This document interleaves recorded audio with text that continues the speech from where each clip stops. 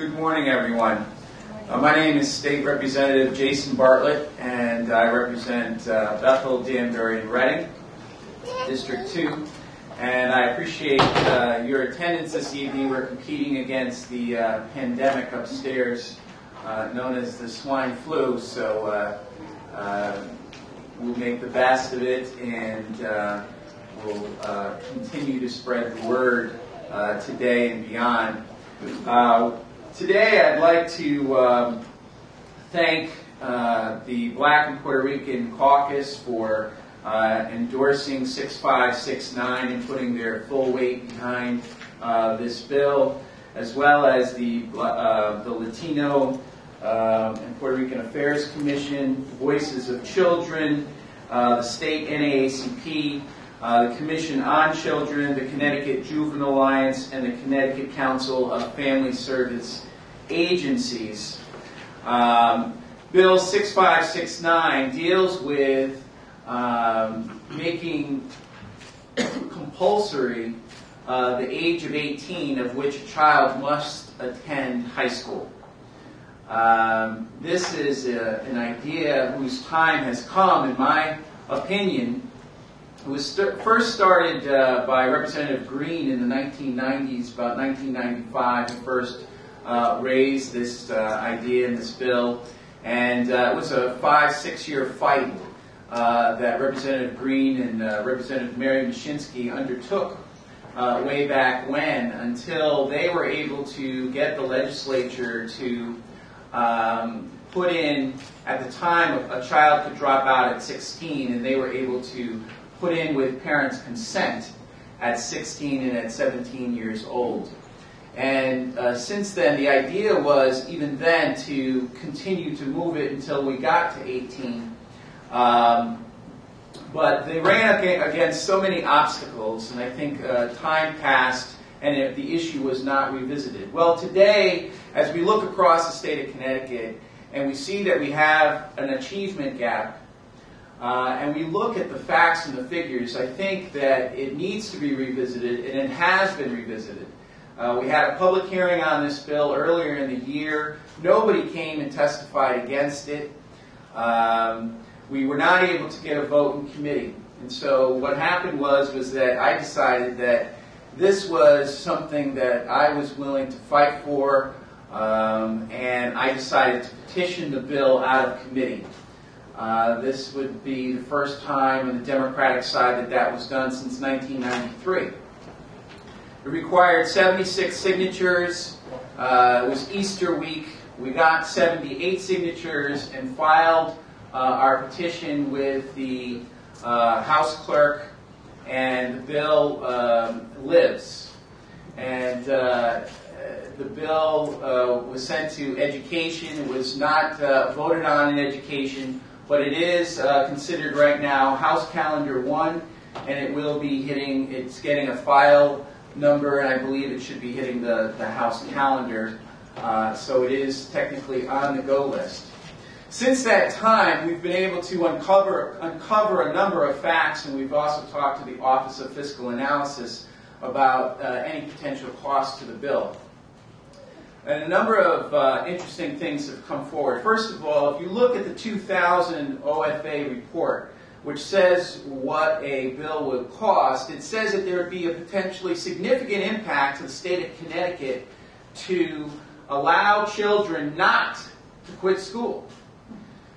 And I have a real problem with the way that that's written, because what it suggests to me is that the state of Connecticut, as a matter of public policy, counts on attrition in our public high schools. They count on folks dropping out of school in Hartford, in Waterbury, and in Bethel, Connecticut, where I live. They count on children dropping out of school, because in order to do the reverse, to say that a child should stay in school from the 9th grade to the 12th grade, well, that somehow costs the state of Connecticut money. Now, I was brought up to think, and I don't know about you folks, but I was brought up to think that every child was guaranteed an education under our federal constitution and under our state constitution. And if you believe that as a principle, then you cannot write a report, nor can you stand by a report as a public policy person who cares about education in the state of Connecticut and say that it costs money to educate a child from year to year. So we want to expose that argument as specious, and we want to take it head on and to do something about it this year. Now the second part to this bill is the other, what I call the dirty secret in education in the state of Connecticut. Since the early 2002, there's been a national movement across the country to get a grip on graduation rates and dropout rates, and to get uniformity in this area. And what has happened is a number of states have used longitudinal data, which we are now trying to get implemented in the state of Connecticut, and trying to get uniformity in our graduation and dropout rates. And that's the second piece, the most important piece to this bill. Because right now, the dirty secret in the state of Connecticut is that if you are in high school and you go into adult education, it is as if you never entered the school ever. You disappear. There is no statistic for you. If you are in our high schools, they count you October 1st, and the school receives all of that ECS money for the year. And if you drop out October 2nd, or if you go into adult education in October, or November, or December, or January, you never went to school there. Now, the schools have the money for you to be there, but when they have to report their graduation rates and they have to report their dropout rates, you never existed.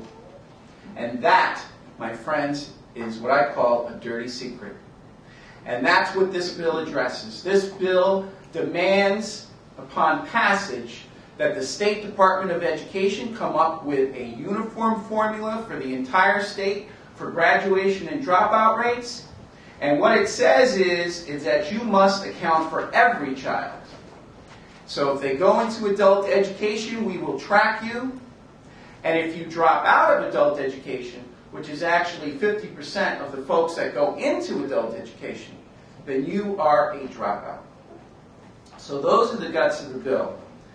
I want to make a couple of points about the fiscal analysis piece, because that is the piece that prevented this, in my opinion, from getting a vote in education.